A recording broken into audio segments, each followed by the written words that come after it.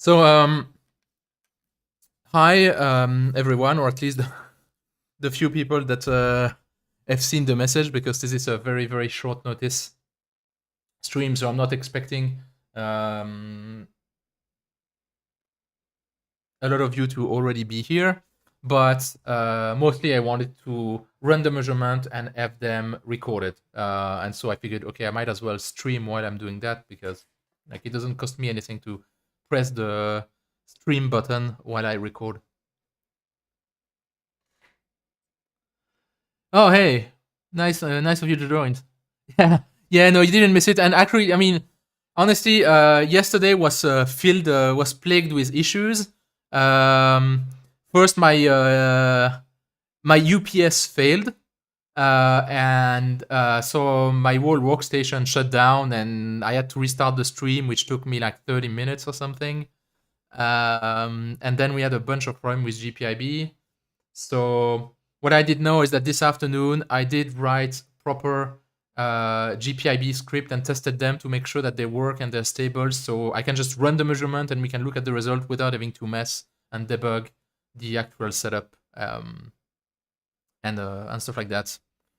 But so a very quick recap is that I have 3 DC to DC converter here that I want to test. I actually have 4, because for this part I have 2 parts. I have the official TI part and I have actually a Chinese clone version of it.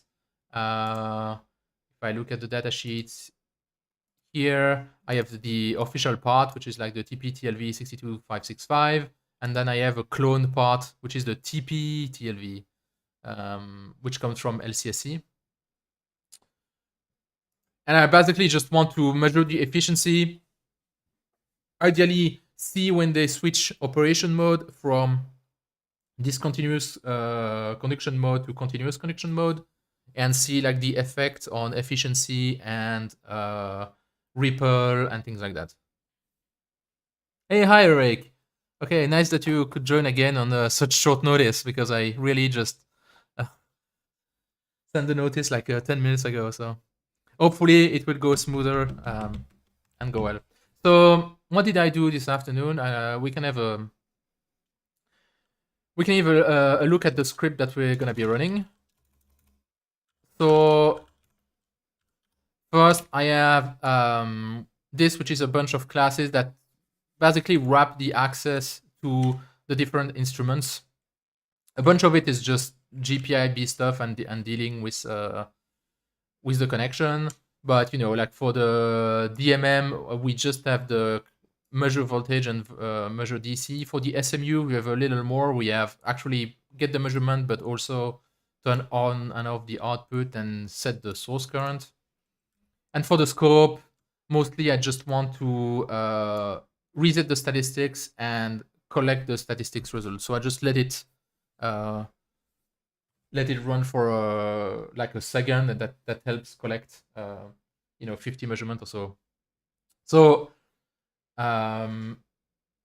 during the measurements, in theory, I can capture the scope output and show it on stream using VNC, but I won't do that while I'm running the sweeps, because what I found out is that the Agilent scope is the measurements are about 50 times slower when VNC is running than if it's not running. So for the sake of the sweep going fast, I will not have VNC running for that.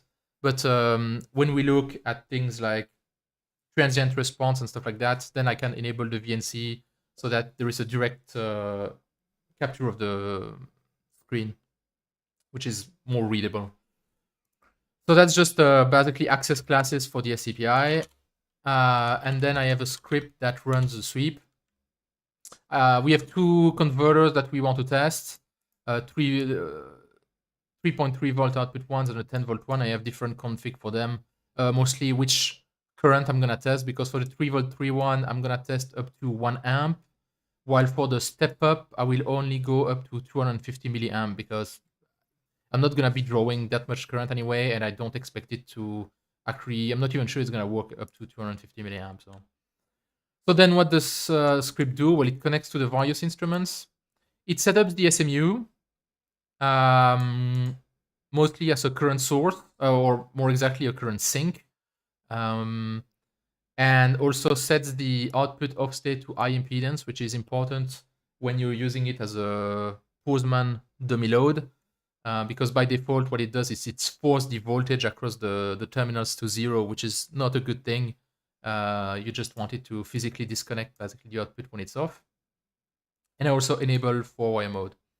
I don't configure the DMM and the scope. I've done that manually with the front panel. I just wanted to do it for the SMU basically as a safety, because it's very easy to forget to do something and then you end up like injecting voltage or injecting current with the SMU into your into the output of your converter, which is something you don't want.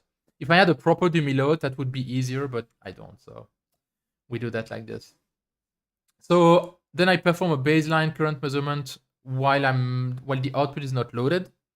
I need to do that because if we look at the schematic, all the converters are actually connected by default all together to the 5-volt rail, and there's also an op-amp on that same test board which is connected to the 5-volt rail, which means that I need to basically null out the base currents. That means that our efficiency computation will be slightly off because the quiescent current of the converter is not taken into account, but it should be fairly small. So I think it's still reasonable. And then I run through all the current point that I want to do. I ask the SMU to set up the current sink. I reset the scope statistics. I wait a little bit for things to stabilize, mostly for the scope to have time to collect some statistics and average them. And then I collect the DMM reading, the SMU readings, the noise value from the scope, and then I write them to a CSV. So yeah, it's very simple script. And so we can run it now. Let me actually enable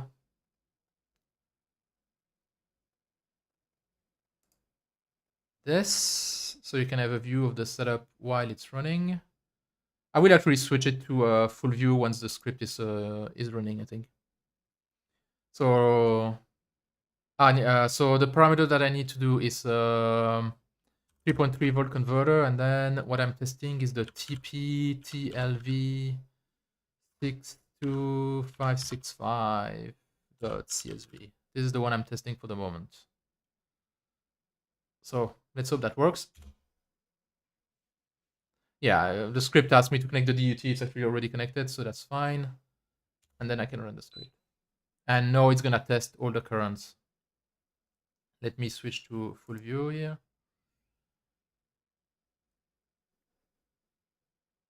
And so you can see the current progressively increasing here and the various reading, and you can actually see the noise pattern changing on the scope as the sweep is proceeding.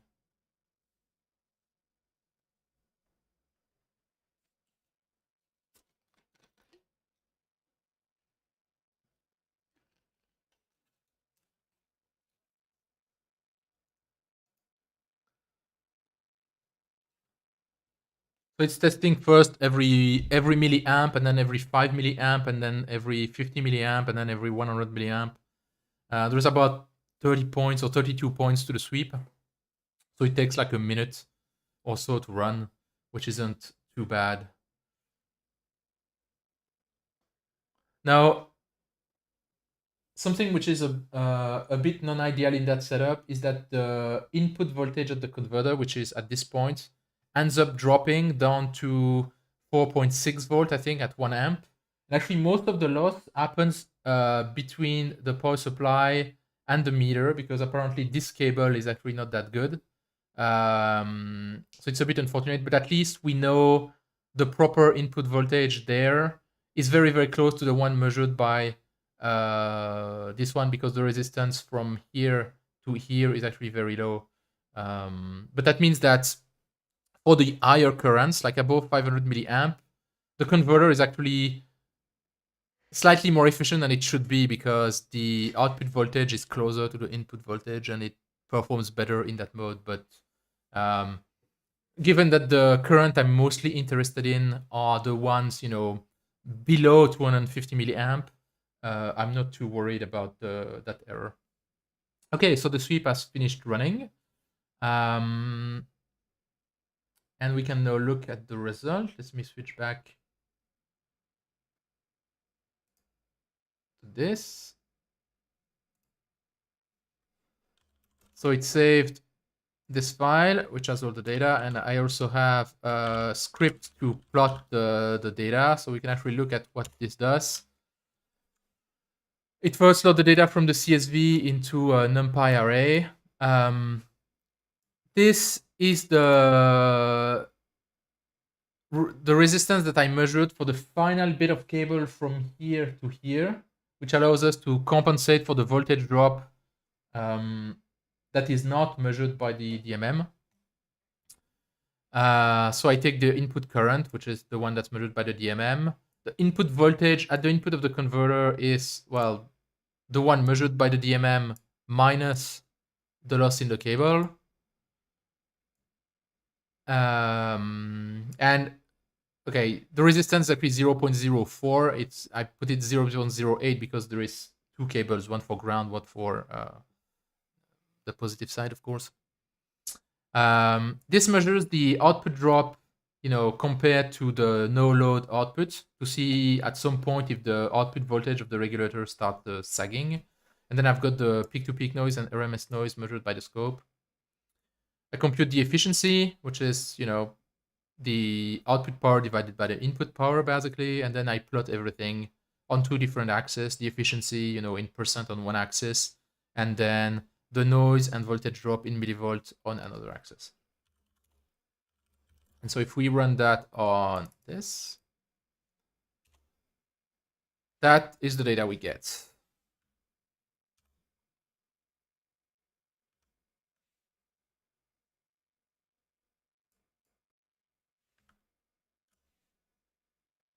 Let me make that full screen. Okay.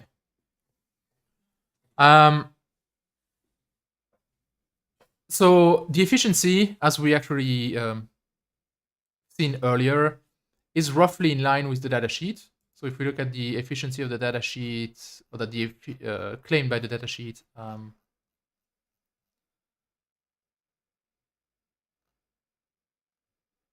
okay, so this would be it. And we're in the case where V in equal 5 volt. But as I told you, in the higher current, V in drops to 4 volt, which is, and you can see that the efficiency at V in 4 volt is actually higher. So that's why we have some overestimation of the efficiency at higher current. But so if we look at 100 milliamp, for instance, we should be at around like 93, 94%, maybe 99, between 92 and 94. So let's say 93. And at 100 milliamp, we are here at we are at 94%. Like if you look in the corner, you can see we're at 100 milliamp, and here we're roughly at 94%, right? So that's more or less correct. We can see that we have a peak of efficiency here, which is around 200 milliamp, like between, around 200 milliamp. And this sort of matches what we have here. Here it's slightly after, it's right. It's like at 250 milliamp, maybe. And it's at like 95%, something like that, which is what we observe as well. We may be slightly higher here, but not much. That might be, at lower current, it seems that we are slightly more efficient, because here, for instance, this is 10 milliamp, and we're at 92%.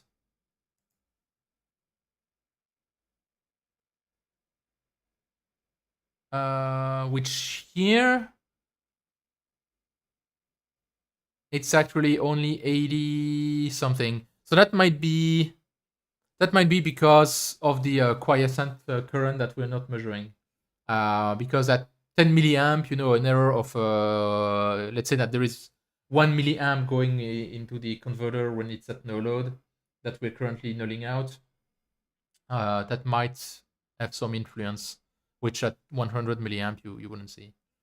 But I think the most interesting thing to see in that graph is the noise, actually, and the inflection here. And my guess is that that's the change.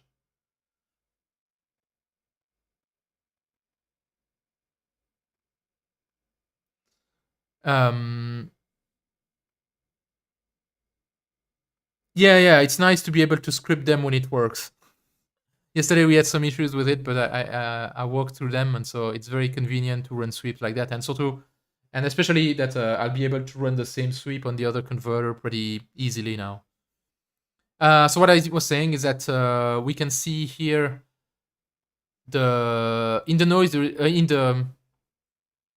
one interesting thing to see here is the change, like in the slope of the efficiency around here, and you can also see the noise suddenly drops. I mean, here it starts rising, peaking, and then here it starts dropping, and that's the peak-to-peak noise, and that's the RMS noise. So at this point, the peak-to-peak noise diminishes, the RMS noise increases, and my guess is that this is the change from basically pulse skipping mode or a discontinuous conduction mode to continuous conduction mode. So I actually want to look at the scope, what happens here, and that happens roughly between 65 milliamp and 70 milliamp. So let's look at that in more detail. So what I'm going to do is let's set it up to 65 milliamp and look at the scope.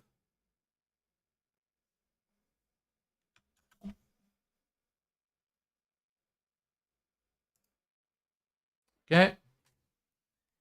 I'm gonna go back to manual mode here, to local mode basically, and I'm manually gonna set up 65 milliamp.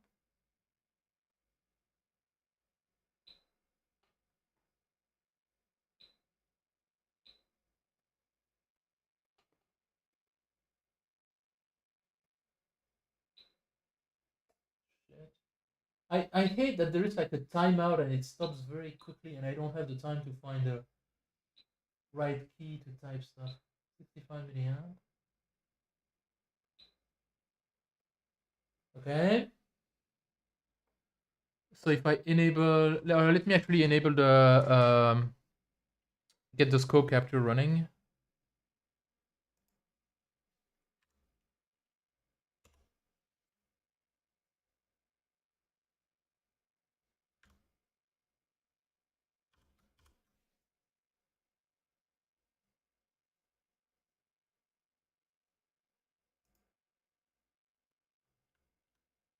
Okay, so you can see the scope much better, hopefully.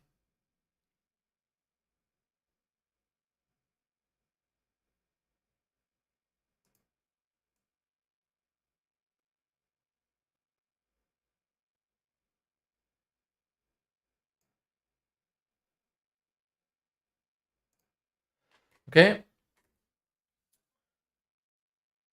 So that's with the no load, and so you can clearly see the pulse skipping mode here. And if I enable 65 milliamp,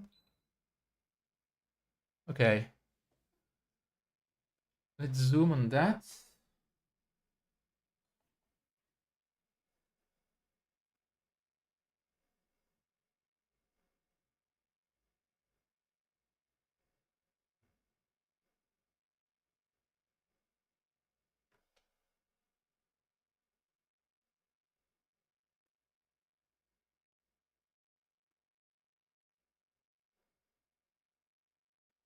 Yeah, so we can see that from time to time, there's basically one.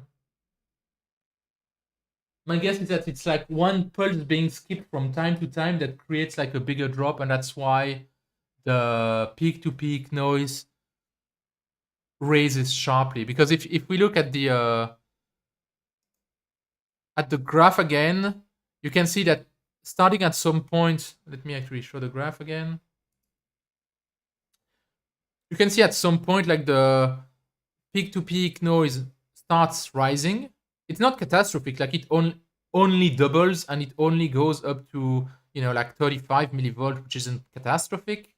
But it does, start raising significantly. But the peak-to-peak noise, the RMS noise, it rises slightly, but it's not a sharp rise.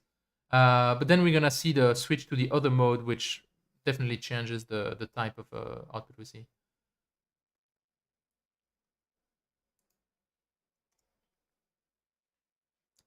So now let's go to like 70 milliamp or 75 milliamp because it's gonna be easier. Or let me actually turn off.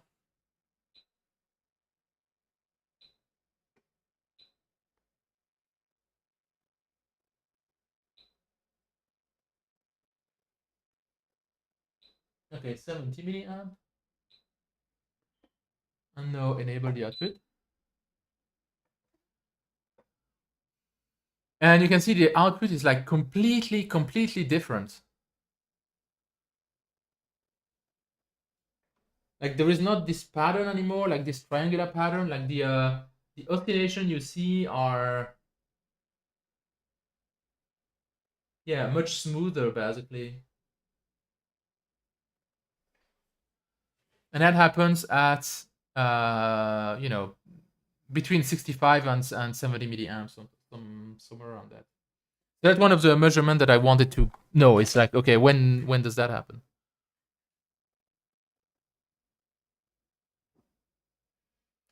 Oh, Richard. I mean, I figured it out as far as I restarted the UPS, unplugged it from the wall, and plugged it back again, and it hasn't done it again. I'm hoping it's not gonna do it. I did look up in the manual what it was, and it is bad battery, which also explains of why when I unplugged it from the wall, it didn't start protecting the equipment that was after it, and everything shut down. So I need to find another UPS. I'm looking into it. At the moment, it's still restarted and it's running, so I'm hoping it will last at least for the stream. But yeah, and unfortunately, there doesn't seem to be like a stop alert button or like cancel alert or something. It will just beep until you replace the battery, which is just fantastic. Anyway, we've just restarted. I've just restarted and just ran the sweep for the first converter, the 3.3 volt Chinese alternate part, and collected the data. So what I'm gonna do now is actually run. Let me actually switch to turn this off.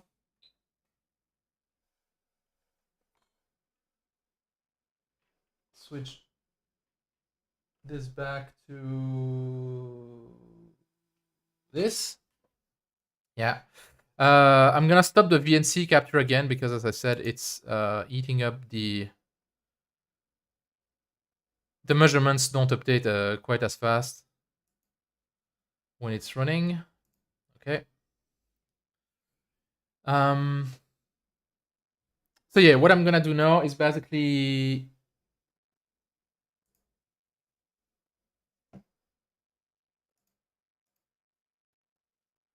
the where's this? Okay. So what I'm gonna do now is now test this converter, the AP3211, which is not a synchronous converter, so it's gonna maybe behave differently. Honestly, I have no idea. And we're gonna see the result with that. So let me unplug.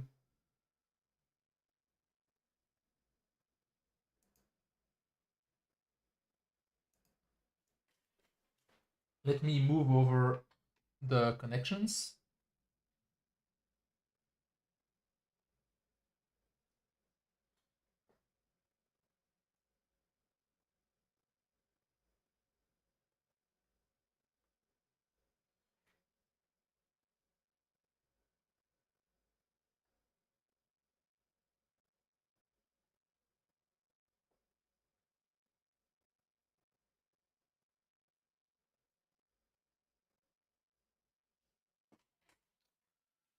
Okay. So I am moved to the middle converter. And if we look here, this converter is the AP3211. That's the middle one, which is that one. So let's run the sweep again.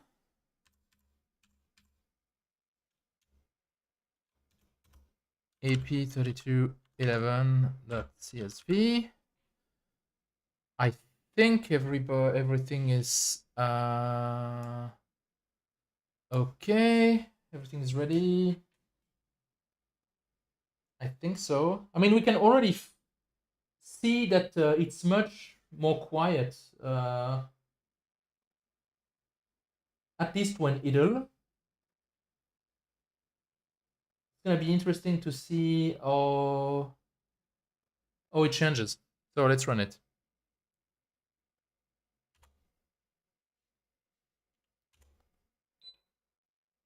Okay, seems to be working.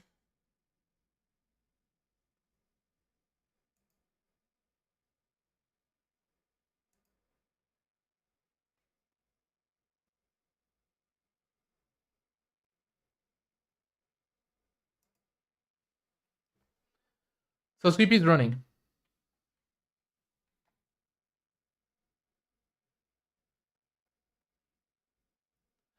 Yes, so the Python script talks to both the SMU, which act as a load, and to the multimeter and to the scope, and configures the SMU as a load for a given current, loading the converter, and then it grabs the measurements both from the SMU for the voltage and current that are effectively applied, the DMM for the input voltage and current, and the scope for the noise measurement, and then aggregates everything into a CSV.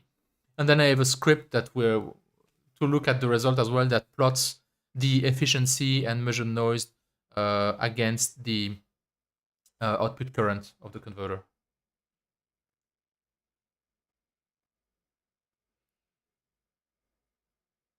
It only goes up to 1 amp because I'm never gonna use more than that, and the component shows that I made for like the inductors and stuff like that are really only up to 1 amp.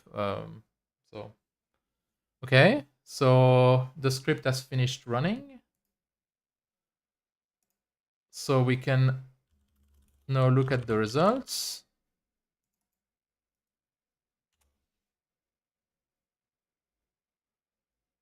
Okay.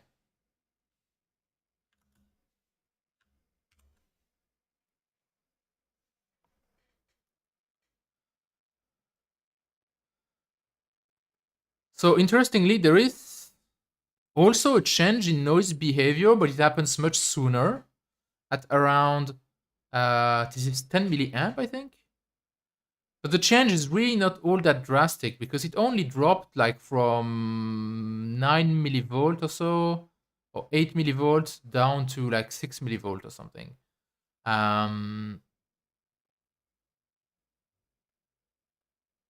So that's actually very interesting. Efficiency-wise, we have a pretty good efficiency, but it's much less efficient at the lower currents. We're only at like 77.5% or 80%, which is much lower than the 94% of the synchronous converter. But let's that's just me looking at the data for the first time. Let's actually look at the data sheet and see if there is any graphs of efficiency or something that we can expect. So this is the AP3211. I don't know if there is some performance characteristics. Efficiency versus output current. Okay. Unfortunately, those data are for V in equal 12 volt, which is not at all what we're testing for. I don't know if they have data for V in equal 5 volts. Unfortunately, no, they don't. And I would expect that the efficiency would be completely different depending on the because from 12-volt vein to 5-volt vein is kind of a big difference.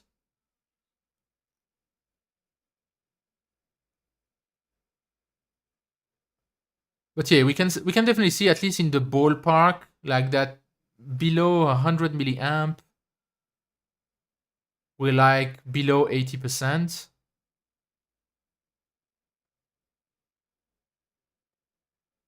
And the more difference there is between V in and V out, so you see here VO 3.3, VO 5, the 5, the 3.3 is actually more efficient. Okay, no, the 5-volt is more efficient. Yeah, that's normal. There is less difference in the conversion. So I expect that between 5-volt and 3.3-volt, where there is much less difference between V in and V out, the efficiency should be slightly higher. Although, I mean, probably not a great deal, because you can't go to above 100 or anything like that. But yeah, so I would expect at 100 milliamp more than 80%. If we look here at 100 milliamp, yeah, at 100 milliamp, we're like easily at 92%. So it's really, this is 10 milliamp, and we're already at more than 80% efficient. It's really when you go down to like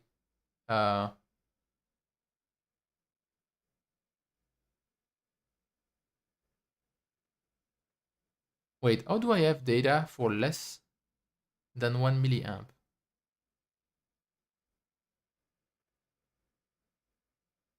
Ten minus 3 is, I'm not crazy, like that's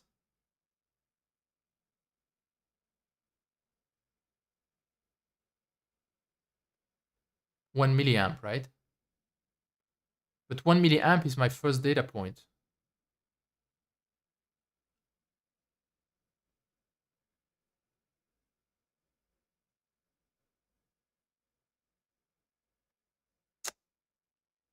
Okay. Huh.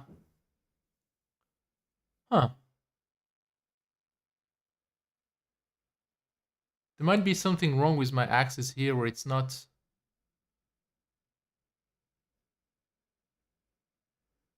That's 1 amp. No, so it's supposed to be the output power, the output current here, and in logarithmic scale. And if we look at the data points, so if we look at the CSV,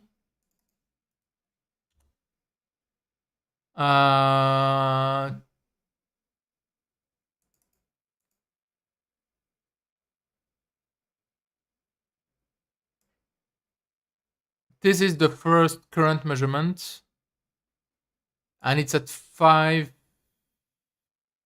No, it's okay. No,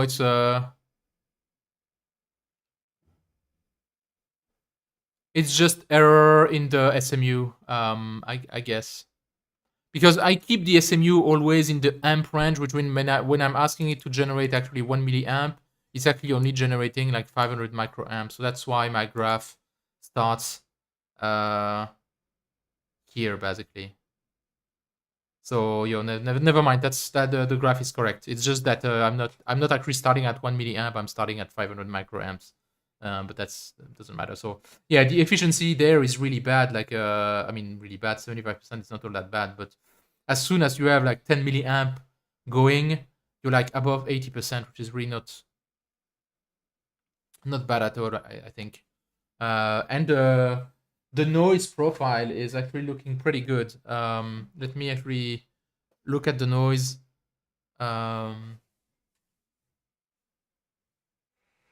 Something I didn't test on the previous one was the low transient response, which is something I wanted to test as well. I do have a script to test that. Okay. So let me close that graph. And let's look at the noise profile at several. So let me actually switch to this.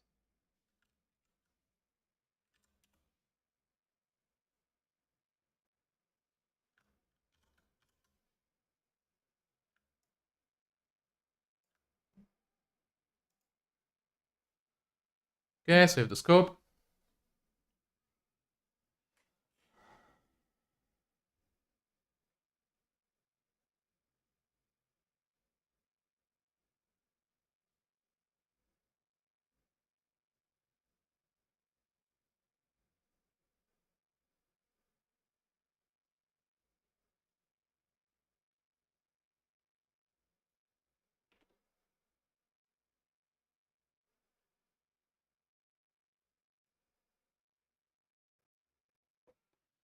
So looking at the noise, we kind of see the same like triangular pattern, which was sort of somewhat characteristic of the discontinuous conduction mode. And if you look at the horizontal time base, you can see that this is actually nowhere near the 1.4 megahertz conversion, fixed conversion frequency of that converter, which tends to say that, yeah, this is indeed the DCM. But looking at the graphs, the performance graphs, let me actually start that again. We see that it changes, and it seemed to change at maybe 10 milliamp or so. So I'm gonna set it up for like 15 milliamp, and then we're gonna see if the shape of the noise changes.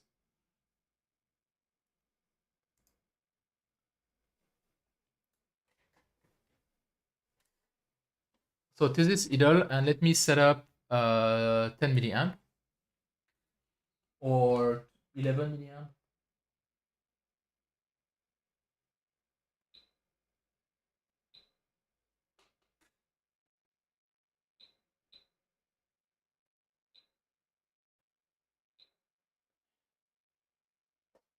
Okay, enable the output. Okay, and you can see that here we don't have that triangular pattern, even if we zoom in.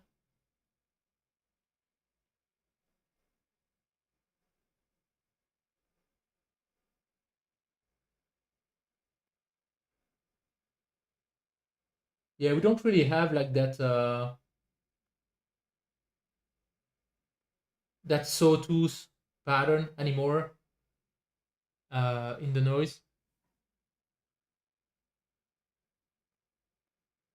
So that's pretty nice.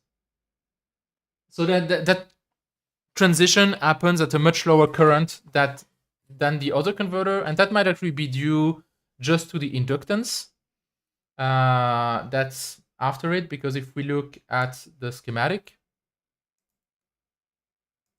I have 2.2 micro inductance here, and I have a 10 micro inductance here, and I think that might actually influence where the transition between the two modes happens.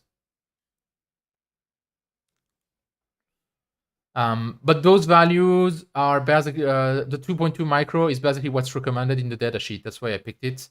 The 10 micro is a little more fuzzy, but also sort of in one of the application note for the AP3211. That's why I picked that one value.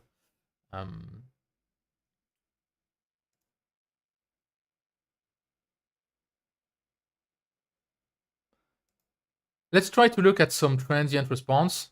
So I have a script here that basically sets up the source and oscillate between two currents, low and high, every second, I think. Yeah, every second. Like I have a sleep one, I just toggle it every second. And then we can look at the scope and see how it reacts. For those converters, for the 3.3 volt converter, I think I will try to see how they respond to change between 100 and 200 milliamp.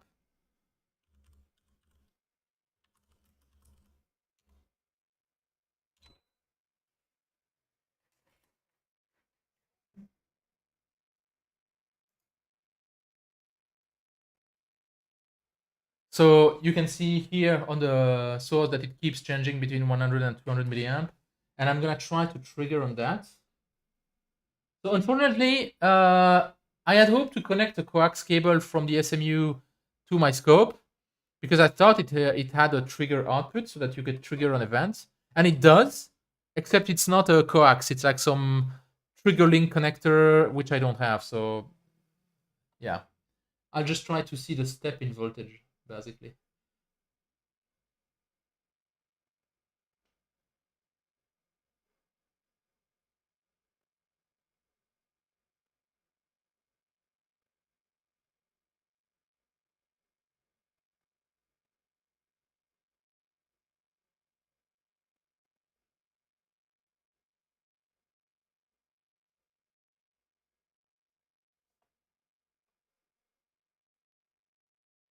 Okay, I think that's it.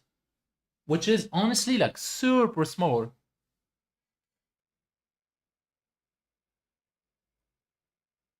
I mean, it's barely done. Yeah, the load change is basically done in the noise, which is really nice to see. I mean, the voltage was going up, so that's probably when it was transitioning from 200 to 100. I'm gonna try to trigger on the opposite step, see how much the voltage droops.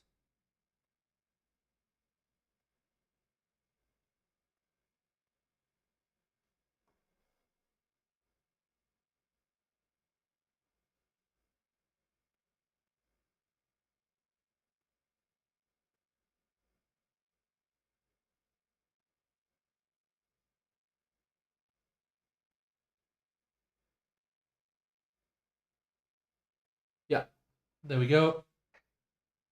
And again, that is very, very small. That's like less than 10 millivolt droop, which is really nice. I'm gonna redo that test on the first converter just to see, because I'm interested to see its load response as well. So let me turn off the script, change the connected DUT. Okay, so I've stopped the script.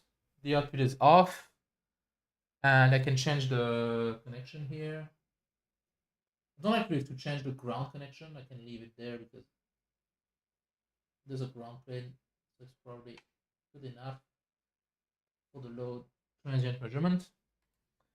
So let me resume the running. So we have our idle converter. I'm gonna restart the script.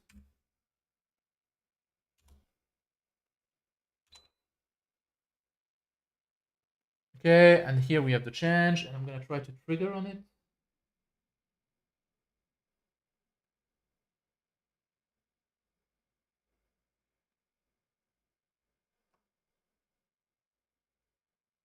And yeah, you can see here that it is much higher. It is much narrower, so it seems to recover much faster, I would say, but it is much higher. Like if we zoom in on this,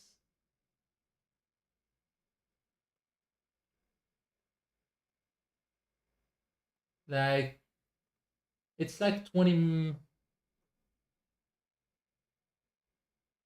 Yeah, if the baseline is here and then we go like 2 division or something, so that's 20 meters. So it's about twice bigger, which is, it's not terrible, but it's definitely less nice.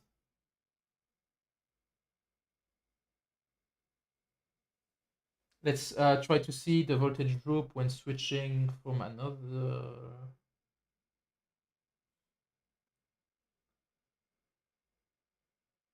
Here. Yeah, that's the voltage droop. Which again, this is actually even a little worse. It's like 2.5 division or so. So it's like 25. Yeah, it's like 25 millivolt droop. So it's not as good transient response. But again, it might be due to the inductance. I, Let me actually check the output capacitance because that's probably also has some influence, right? Um,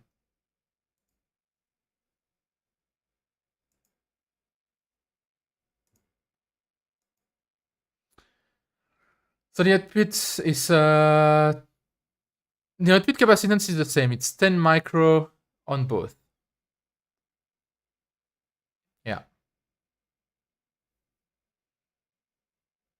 And again, those circuits are pretty much taken from the data sheets as with recommended values and stuff like that. So obviously there is way to like improve them. I just wanted to see the performance using the baseline and stuff like that. If I was trying to do anything, very sensitive or something, I would probably try different values and see what influences what. But here I just wanted to see how they perform in those particular configuration.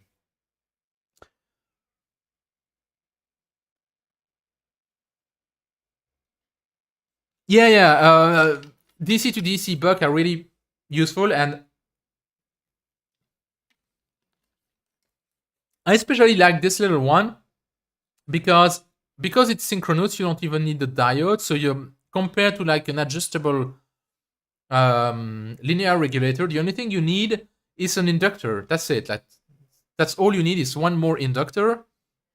You need to be careful on the layout, so that things are short and everything. But yeah, it's really convenient.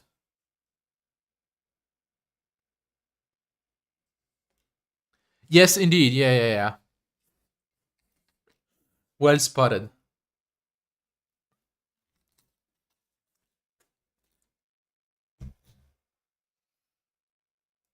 So if we look at the data sheet in more detail, like for the TP-TLV,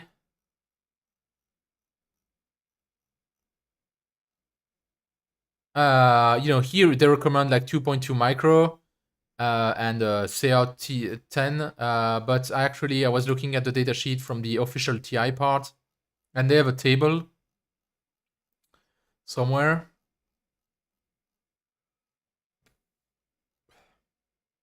Yeah, here.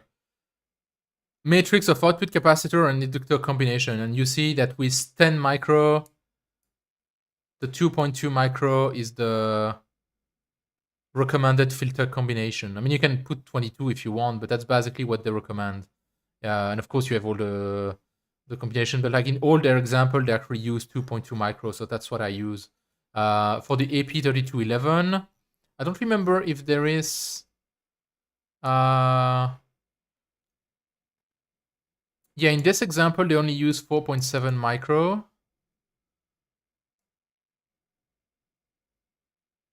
And they don't really have like recommended values, but they have like an application note here that has some formula.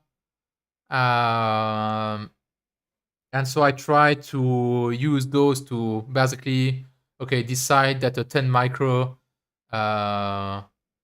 would probably be a reasonable value. Yeah.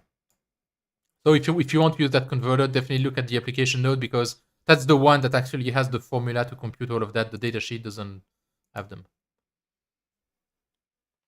Okay, so let's move on to the sweeping the step converter. So I can stop this. I need to reset up my scope here. This. I need to stop the scope capture. It's gonna be too slow otherwise. Yeah.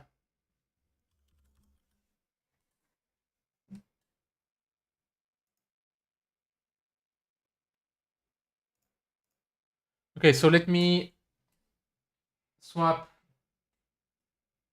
the connections to the 10-volt converter. Okay, I have a wire that came loose here. I need to fix that.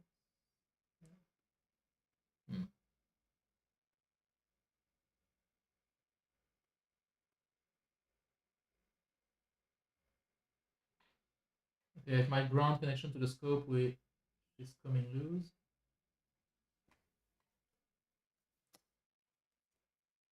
I'll put a bit of tape.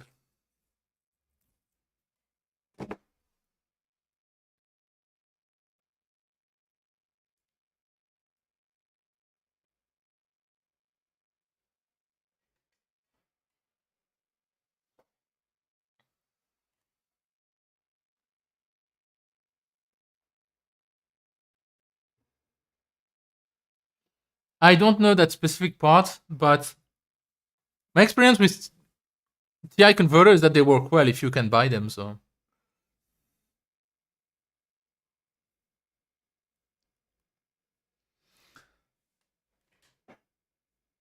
So it's now wired to the boost converter, which outputs 10 volt. You can directly actually see here that you have the same kind of waveform than the of discontinuous conduction mode, probably. than the first converter or than even the second converter when it's idle, and that has a pretty large noise pattern. So I'm gonna run the sweep now. I will only go up to 250 milliamp for that boost converter because I don't expect. I'm not even sure if it's gonna go up to 250 milliamp. We'll see if the output voltage crashes or not. But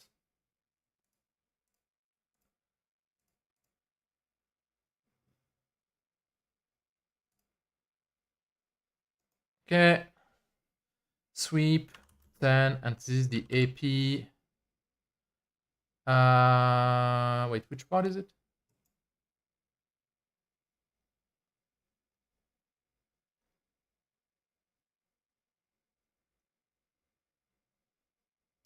So we're now looking at the bottom converter, which is the AP3012. And we can run the sweep AP3012.csv. I think everything is set up properly. Yeah, so let's try that. Connect the DUT, it's connected, and run the sweep.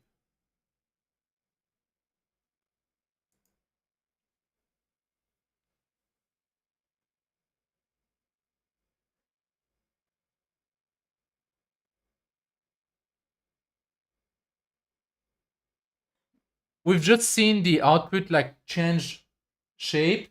And so my guess is that like it's really changing operation mode. Oh, maybe it just happened. No, actually. I might have to rerun the sweep with a different vertical scale because it might be too big, I think. Yeah. Because I'm only at 65 milliamp here.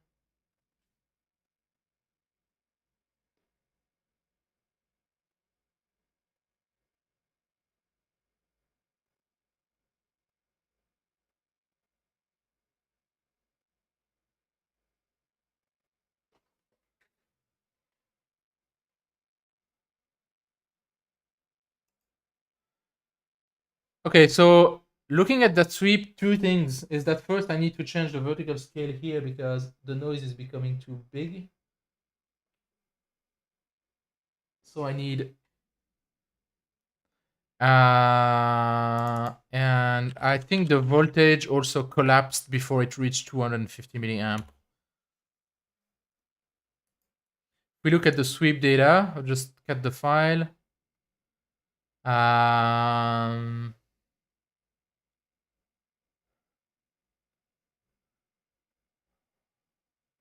So this is the input voltage, input current. This is the... Actually, not really. This is the output voltage, which is at 9.84. It's 9.84 is the nominal one. I didn't have like the exact resistor values, so I used that. It's set up to 9.81. And it started dropping and it did go down to 9.26, but it's not terrible. And that's 250 milliamps, so it's not catastrophic.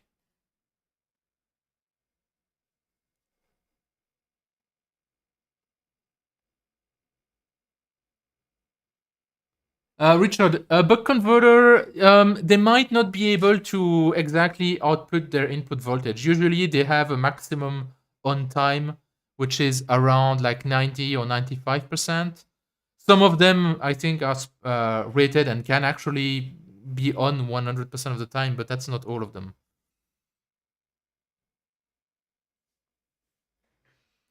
Okay, so I've adjusted the vertical scale on the scope. I might actually...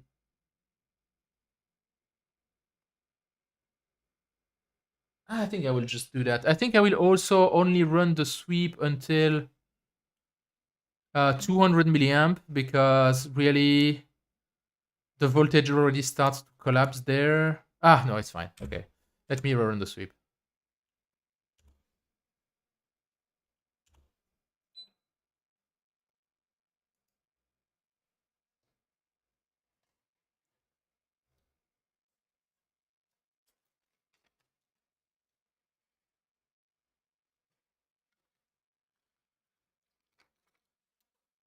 I mean, yeah, boosting a voltage is much harder. So I expect that converter to work not as well as the buck converters, especially on the efficiency.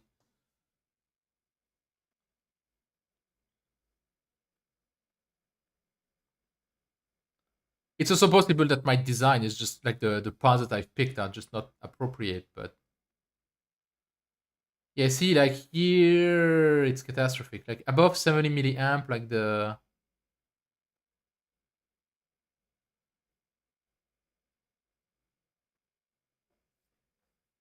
where is the noise?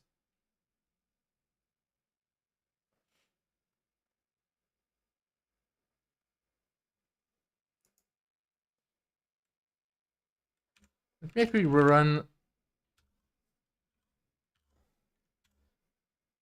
here so that I have a better idea of the noise at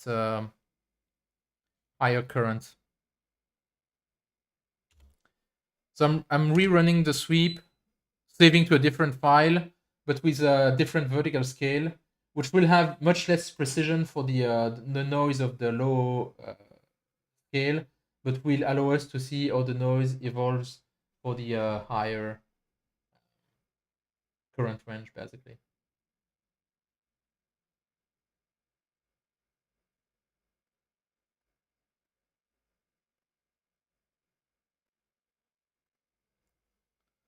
So far, it's fine. It's at 40 milliamp or so. But here you can see that it gets thicker and thicker. Like we're at 70 milliamp.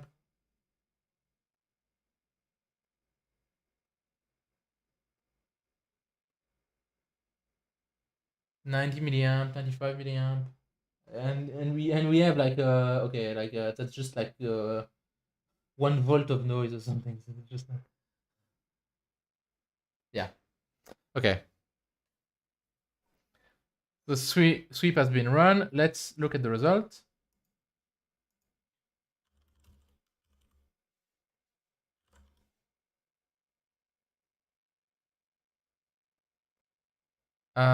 Which one am I looking at? The AP3212. Okay, so unfortunately, okay, I'm gonna have to remove, I think, some of the values because when the noise is too high, the auto scaling of the axis just doesn't work. So let me edit that. I'm gonna remove everything above 65 milliamp from here.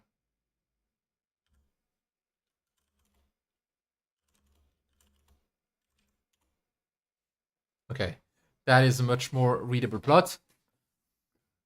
So efficiency wise, it's actually not bad. So efficiency, let me actually zoom on this. Efficiency is this curve here, and it's like 81%, and in the higher current, it even goes up to like 88%, which is not bad. If we look at the data sheet, it says high efficiency up to 81%. So does it have any typical performance curve?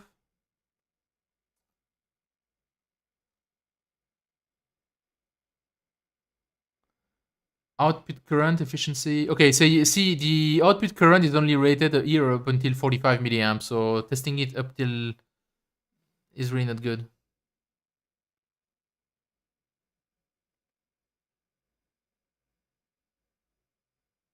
Richard, in the buck converter, you mean? The inductor is just fully part of the circuit. Like it's yeah. I'm not the one to explain like theory of operation of a buck converter, but you can see it like as a smoothing thing. But I think it's a little bit more complicated than that. Um, So looking at the efficiency here, we have V out of 24, which is not exactly what we have here. Um, but yeah, we can see that, at 5 milliamp or so, it starts in the low 65, 70%, 70% efficient, and then goes roughly at 80%. at 40 milliamp. If we look at our graph, yeah, we're pretty good. Like, so efficiency wise, I think the circuit works fine, and noise wise, it's actually not terrible.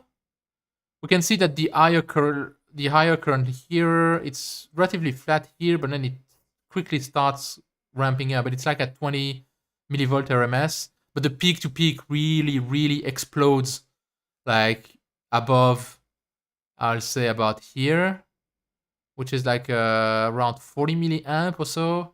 So above 40 milliamp, like the noise really explodes. So that's good to know. Now that converter, I'm only gonna be using it up until 25 milliamps. So I'm gonna use it roughly here, which is a decent operation range. But yeah, the circuit seems to work. Um, I want to test the load transient. No, I'm not gonna test it between 100 and 200 milliamp because that converter can't even do that. But I'm gonna test it maybe between uh, let's say 15 and 25 milliamp.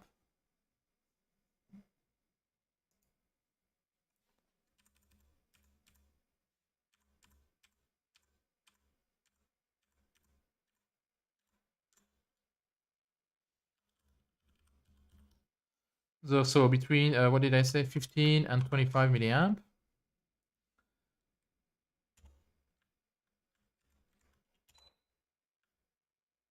Let me restart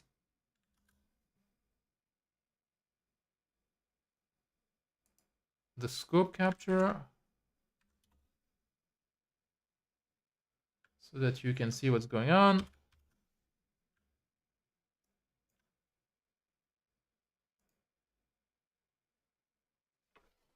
Okay, so you can see it's continuously switching here, and let's try to zoom into the what's going on.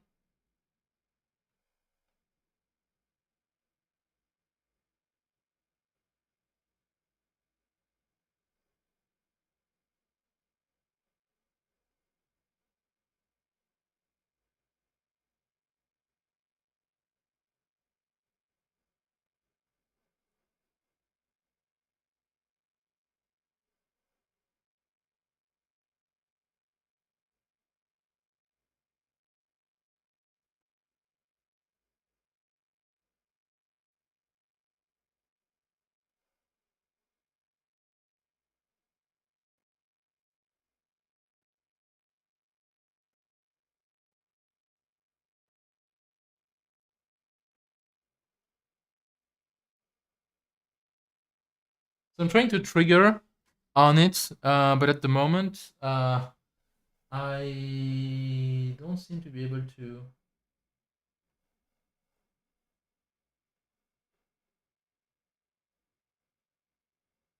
Okay. So this. Well, the step response is you can see a big change in the noise profile basically, but like the voltage doesn't especially go off rail. Like this is 20 millivolt per division, so it doesn't deviate all that much. I mean 20 millivolt over 10 volt is not terrible.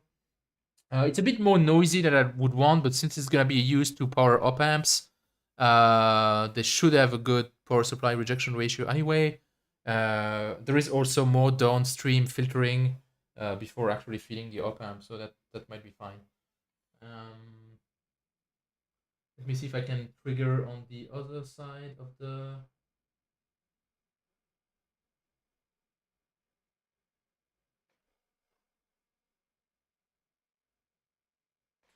Yeah, so you can see it droops also a little bit, but it's really not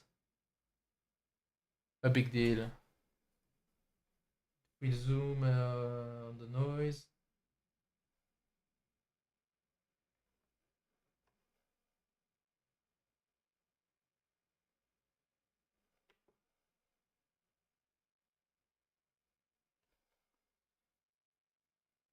So yeah, these are the two basically noise profile. at 15 and 25 milliamp.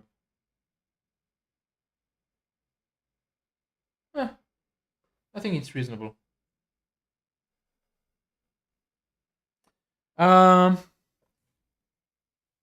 Okay, so one more thing I would like to do now is actually run the sweep on the official TI part.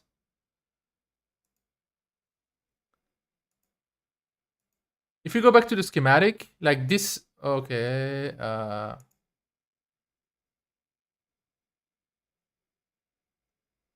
If you go back to the schematic, this converter, I've actually tested with the Chinese clone of this part, the TLV62565. I haven't tested it with the official TI part because that's the one that's mounted on this board currently, is the Chinese one. I do have a board with the official converter mounted. Let me grab that real quick.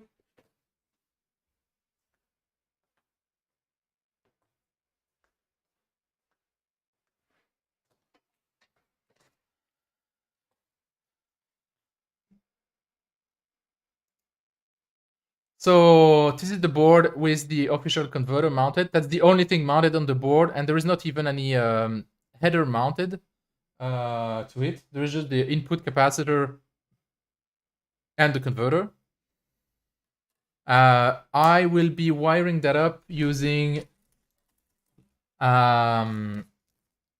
these kind of wires, which can plug securely directly into mounting holes. So let me wire that up. Give me a second.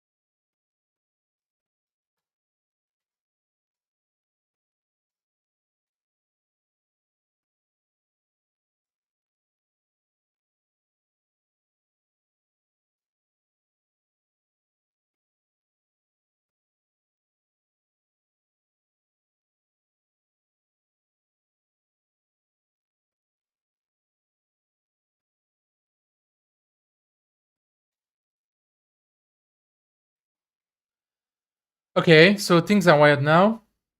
It's not ideal because I've added some resistance, so my 4-wire measurement is not really 4-wire anymore. There is a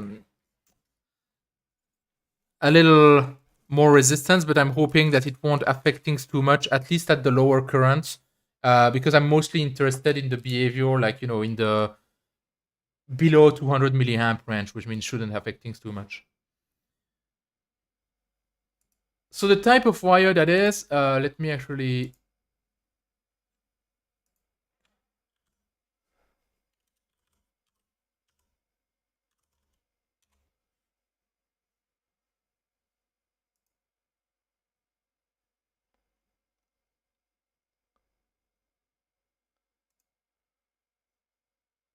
Can I zoom on this? Okay. So it's these wires, which they have like a special shape here that basically inserts into a mounting hole and locks into it, but you can still remove it. And they're like super convenient. They're Sun Ayato TTW203, and I also have the 201, which are similar, but instead of a male at the other hand, it's a female one.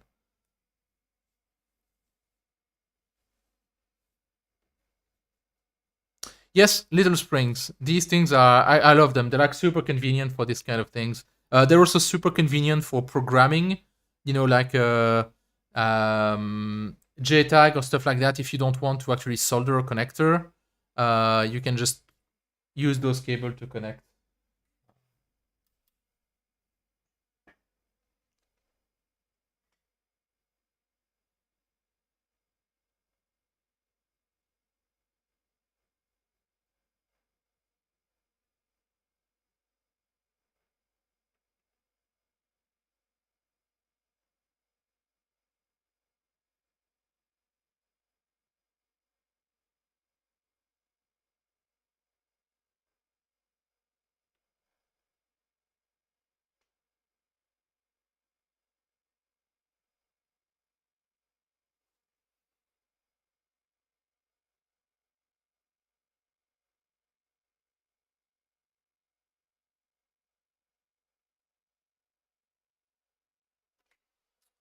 Sorry.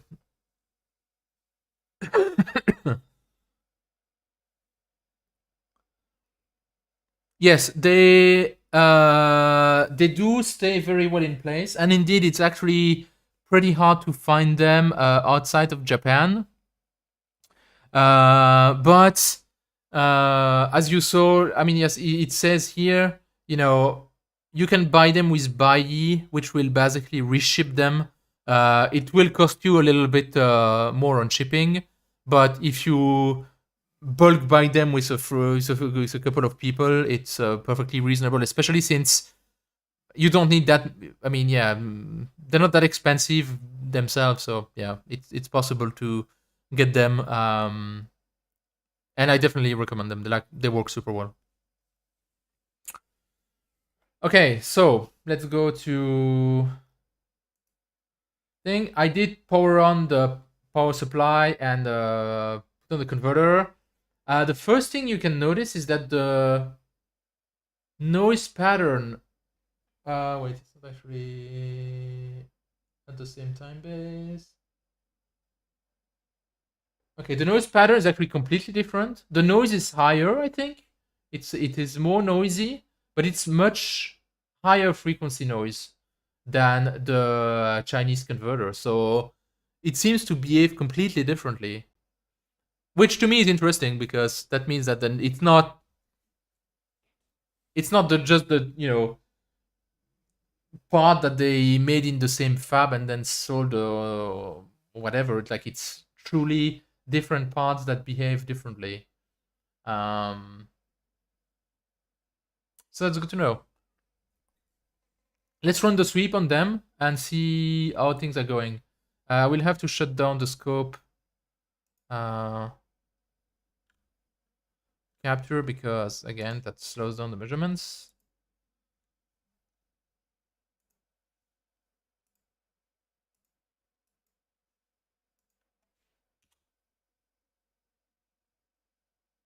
Oh, I've just realized that this is not the idle pattern. Never mind. I still had the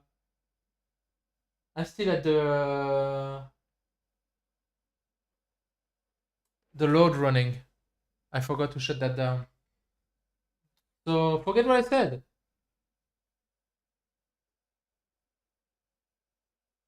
The behavior seems it seems different. It seems lower frequency to me, I think. Because I think I was around, yeah. I'll have to recompare, but okay, it's higher noise, but it might be lower frequency. So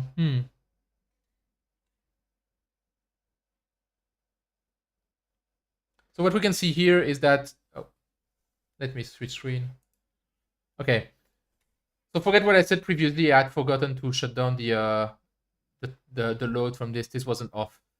So this is the idle behavior of the official TI part, which seems similar.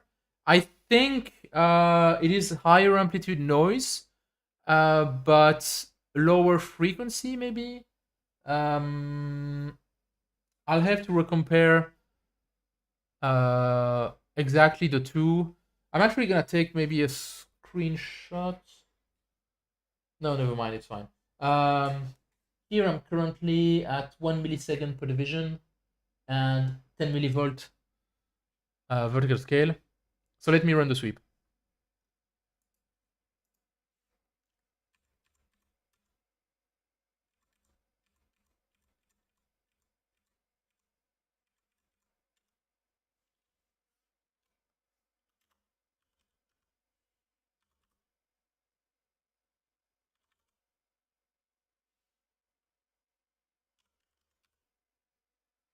I think everything is set up.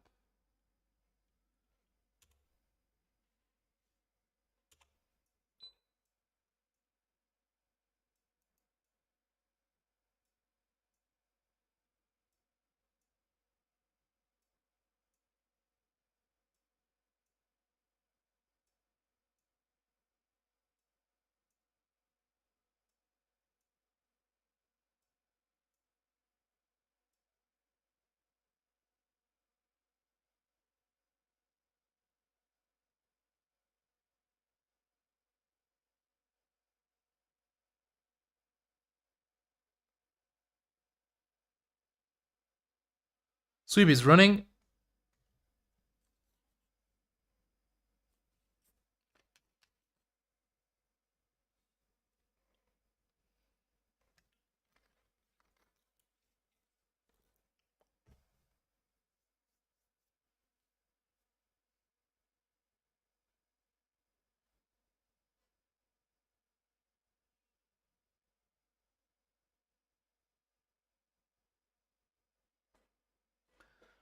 You can see that there has been just now like a massive drop in noise, and that's probably a sign that we've switched to the other mode, possibly. That seemed to have happened at a much higher current.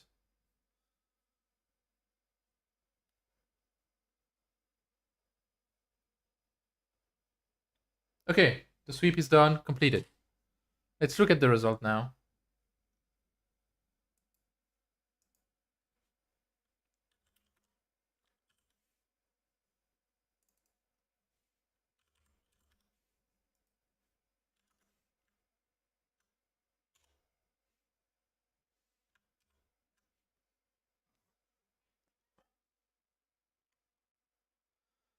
Okay.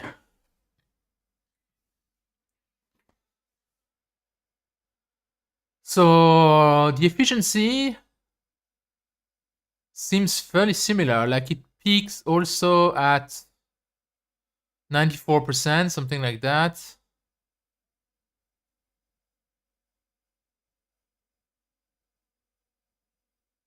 Let me actually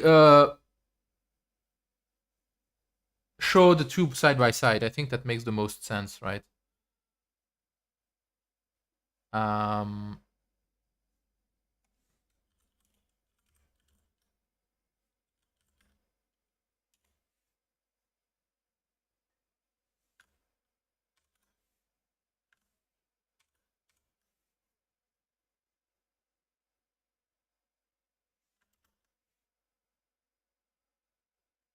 so this is the Chinese part.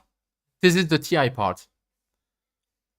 So they are completely different. Like here, I mean, you can see the behavior is definitely different. And I mean, they're not exactly in the same situation because of my additional wires, but I don't think those additional wires would cause that much of a change of behavior. Efficiency wise, they're not that different. They're ever so slightly different, but like in the range of interest, like if we go from 10 milliamp to 100 milliamp, which is probably what I'm gonna use most of the time, it's like above 92%, and here is slightly under, and then it goes above 94%. So this one, the TI part, might actually be slightly more efficient in the range of more interest at higher current, but it's not. Yeah. Noise wise though, the TI part is higher. It has like a baseline noise of like 52 millivolt RMS. The orange curve is RMS, while this one is like 15 or 16.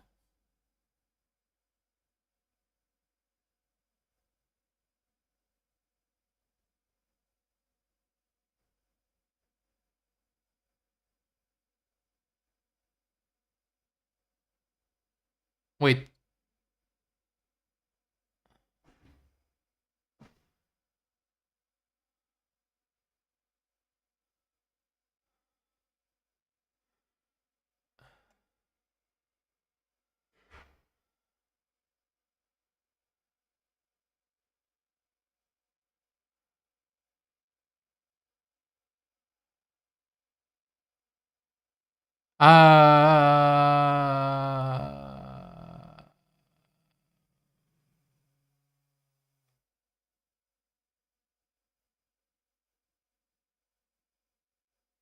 Okay, I'm reading those graphs wrong.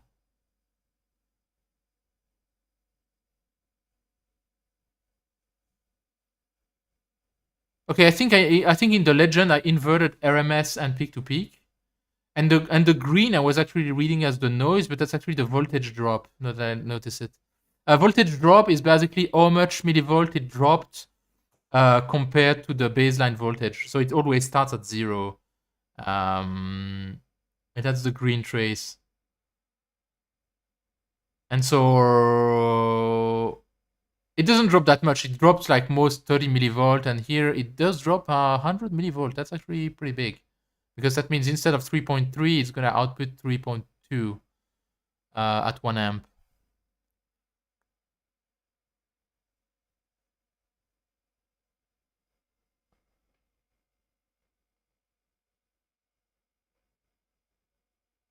Yeah, no, different. Definitely, the parts are different. We can see that they behave differently. So you need to definitely check that they're good enough for your application. Efficiency wise, they seem to be decent, like in the same ballpark. It's not like the Chinese part is like 50% efficient or something like that.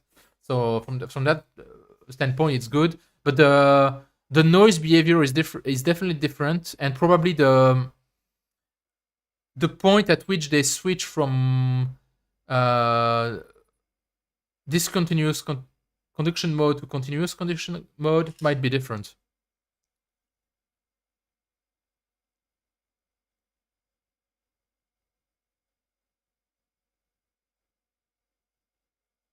Let me have a quick look at the load response, the load transient response of the TI part.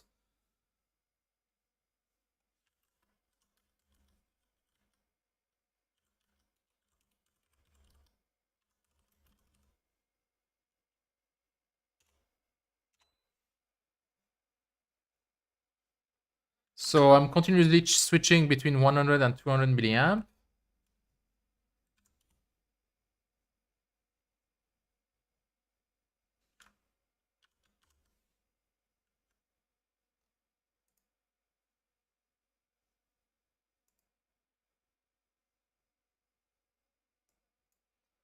Okay, so yeah, you can see it continuously switches between 100 and 200 milliamp load, and so we can see here the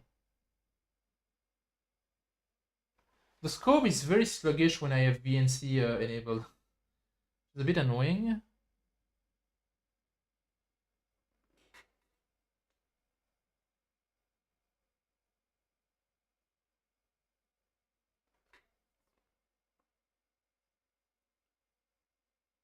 So the shape of the noise doesn't change like super fundamentally. It's like it's still the same frequency and stuff like that. So I think it's in continuous conduction mode at 100 milliamp already. I think, although it's still kind of a sawtooth, but let's try to trigger on the voltage step.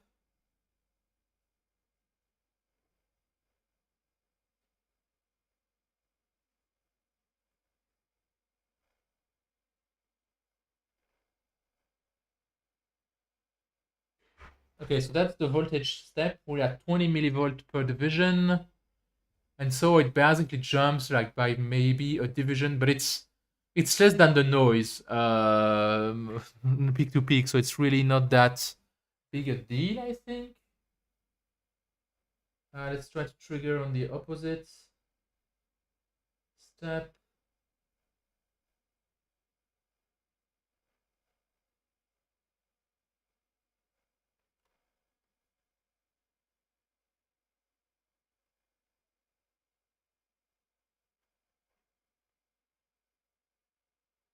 Okay, that's the opposite step, and it's basically the same, and I think very acceptable. But I think the noise is definitely higher than the Chinese converter, actually. Interesting to know. Uh,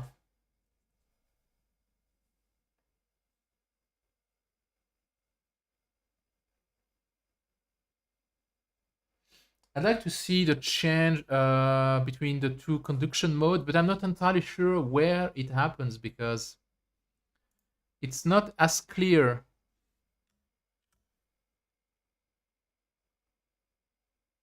on this device as it was on the other one. Like if you look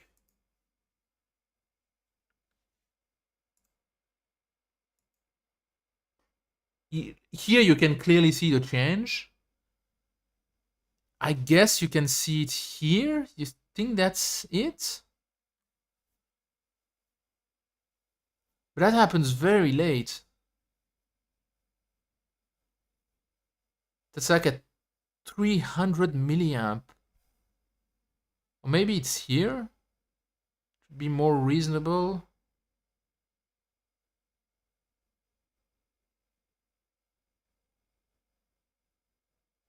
It's not quite as sharp. So I'm not entirely sure, honestly.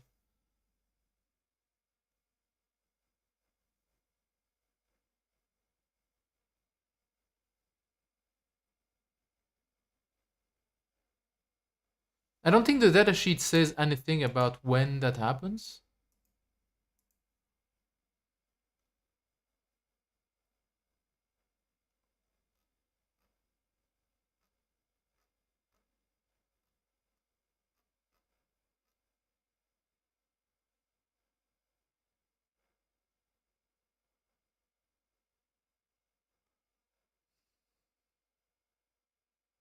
Let me actually load it with different currents and see how that affects the noise pattern. So let's look at the noise.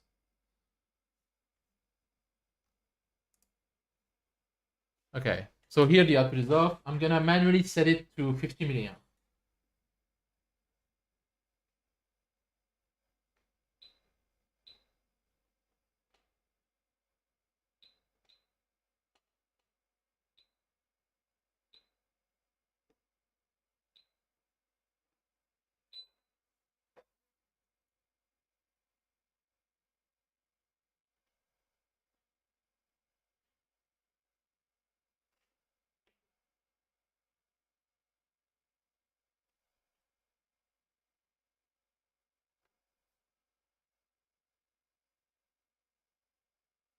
Um, so to me, that still looks like discontinuous connection mode because um, the converter is supposed to have a fixed frequency of around 1.4 megahertz, and this is 2 microseconds per division, which means that this is not 1.4 megahertz operation, which means it's still like pulse skipping and things like that, which we're not in continuous mode. Let's at this current, the other was not or either. It had the same kind of noise, you know, pattern. Um, Let me try 60 milliamp. Oh, let's try 75 milliamp.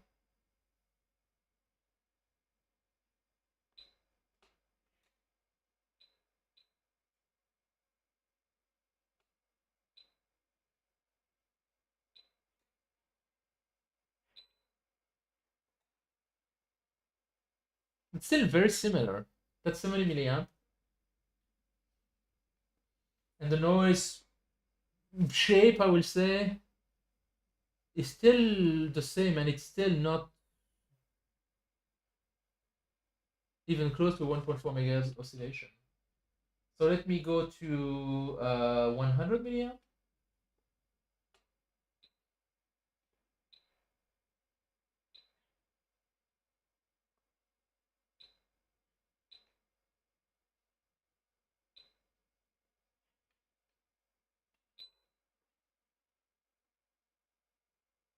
Uh,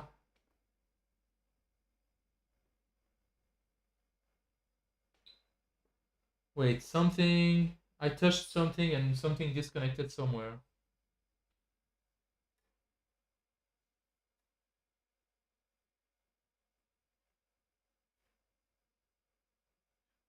Okay.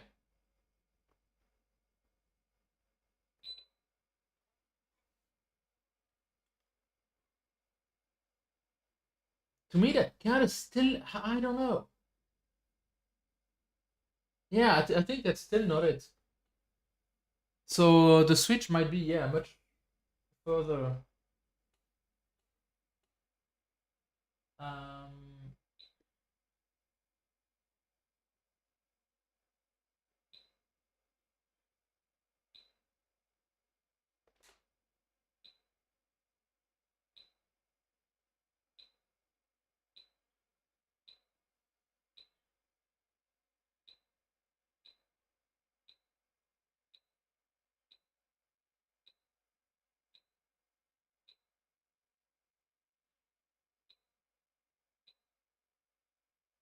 that's interesting. I'm at 250 milliamp now.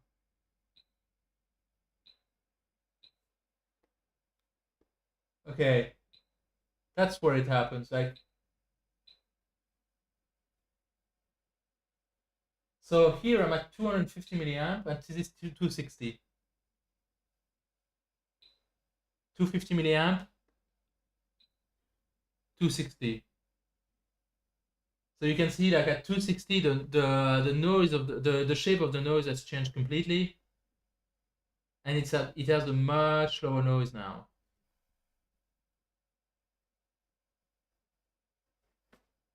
So that happens much later than the Chinese converter. The Chinese converter switched to the continuous conduction mode at um, between 65 and 70 milliamp. This one switches between 250 and 260 milliamp. Now, I've assembled them using the exact same inductor, the exact same capacitor. They're from the same reel to make sure that the characteristics of the thing doesn't change. Of course, I mean there is always a tolerance between part to part, but given that they come from literally the same reel part, I would expect them to be roughly the same. So it's very interesting to see the change in behavior. Honestly, to my application and the application that I usually use, the Chinese part seems like a better fit because I'm usually using them at a lower current. So yeah, that's very interesting. So here I have something like a noise of 14 millivolts. Sorry, mean is 17 RMS. No, 2.6 RMS and 17 peak to peak. Does that match the graphs that I had?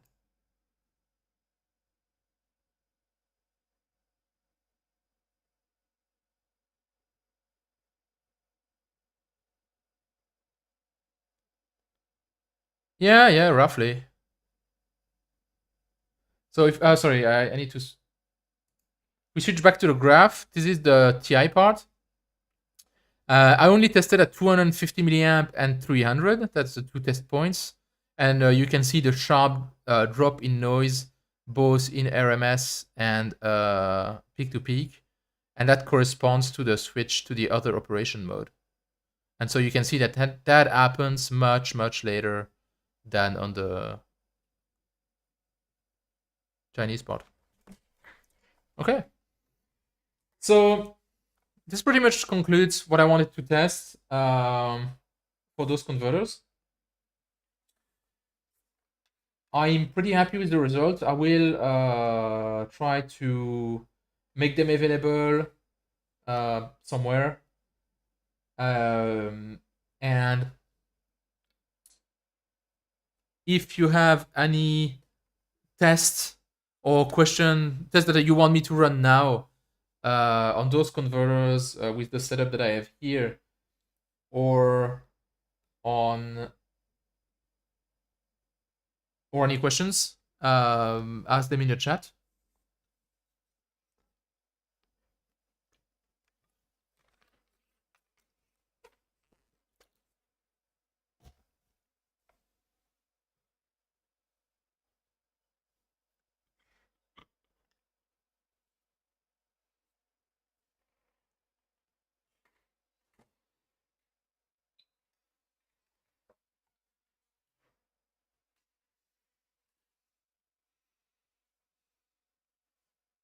You're welcome, Richard. And to be clear, I am definitely not an expert on DC to DC converter. That's kind of why I'm testing things now, is to see how things react and see if I completely screwed up the design, layout, or anything.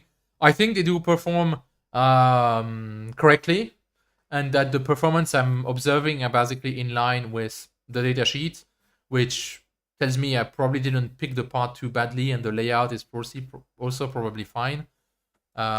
Yeah. Oh yes, the noise comes from the oscilloscope. So I have like some measurement setup, peak to peak and RMS, and using a CPI and the network connection to the scope, I can collect the result of those measurements.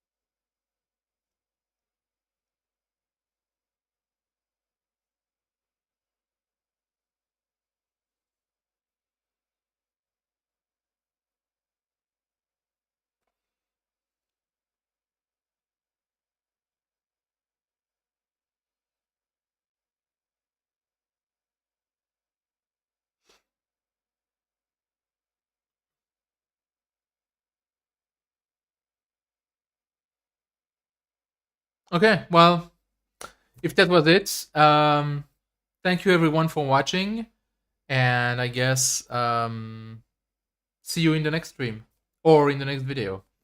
And I'm always hanging out in the 1 bit squared Discord, so if you have any follow-up question or anything, you can find me there. You can find me on Twitter. You can find me my handle on Twitter is @TNT. My handle on Mastodon is good question, TNT at chaos.social, I think. But yeah, check the description of the stream anyway. I will edit it and make sure that all that information is there. Thank you guys, and bye.